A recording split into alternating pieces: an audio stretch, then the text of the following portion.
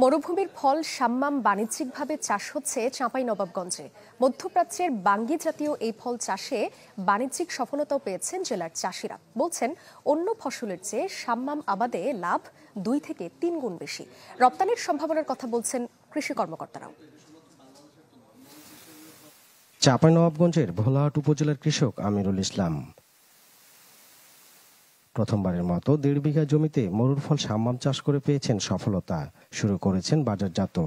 প্রায় 5 লাখ টাকার সাম্মাম বিক্রি আশা করছেন এই চাষি।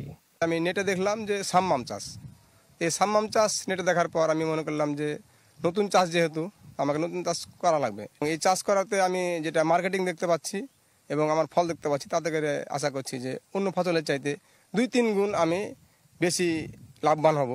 বাণিজ্যিকভাবে সাম্মাম চাষ করেছেন উপজেলার আরো কয়েকজন চাষি। বলছেন, এই ফলের আবাদ করে অন্য ফসলের চেয়ে কয়েক গুণ বেশি লাভ করা সম্ভব। সাম্মাম চাষ করে 80,000 টাকা খরচের ভিতরে আমি এখন মনে করছি আমার এই জমি থেকে যদি ফল আমি ন্যূনতম বাজারে যদি বিক্রি করতে পারি, তাহলে প্রায় 2 লক্ষ টাকার উপরে আমি ফল পাবো এরকম আশা করছি। ফল ভালো হয়েছে এবং ফলের আকার অনেক সুন্দর।